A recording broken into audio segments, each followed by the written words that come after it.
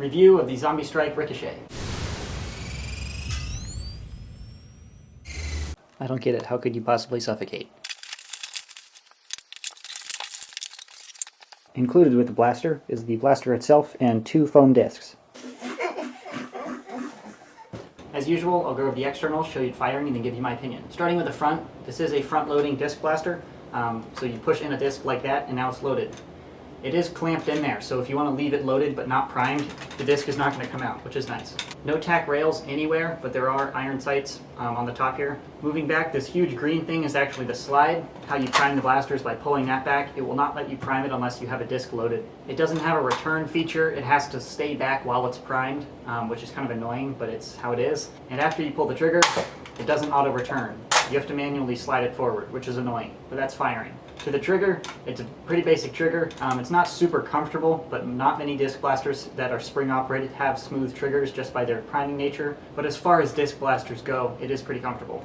To the grip, I like this grip. It's extremely small and kind of weird, but if you've ever held a Walther P22, it's a 22 caliber by Walther, it feels very much like that. So operation again, you front load and prime and fire. And you have to do that every time, which is so annoying. So I'll show you firing.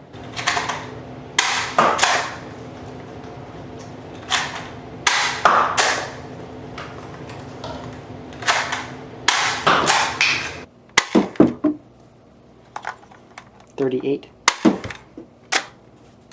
duplicate 38, duplicate 38, 37. Pretty consistent.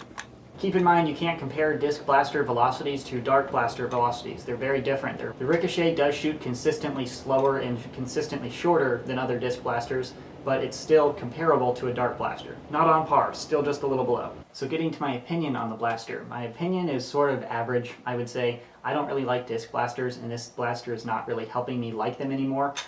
It's too big to holster because it's simply too fat. I don't want that on my hip in case I fall or roll or something. A thinner pistol is much better to go as a sidearm. And it's a single shot, and I really don't see why they have 2 of these. This is the Rip Shot, this is the Ricochet. They're both single shot disc blasters, and this one's just a bigger version of it. The biggest con for this whole function is the fact that the slide remains back. After you fire, you have to do an extra step as you're reloading. It slows down the rate of fire. You can't really slow down the rate of fire on a single shot blaster. It just becomes absolutely unusable. To have to push that in before you can actually feed in another dart and prime it, it's just obnoxious. It should be spring-loaded. I understand that you can't have an automated slide forward because if you put your cheek there, it fires, it would catch your cheek.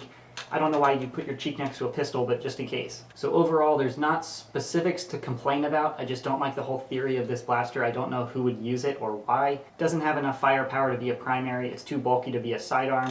Along with this one, I don't know why you buy both of these. If you want one, maybe buy one, but buying both is just unnecessary, unless you're buying them to review them like me. So in the end, if you're really adamant about using discs, it works just fine because it's small, but I assure you, if you show up to one of my wars with one of these, I will destroy you with darts. There's no good reason to use this against other people. And let's undone that. That's the review. Thanks for watching. It doesn't move or have any function for manipulation. Up top is a tactical rail for optics or anything you want to attach. The trigger is very smooth. It's you can't really mess up a spring.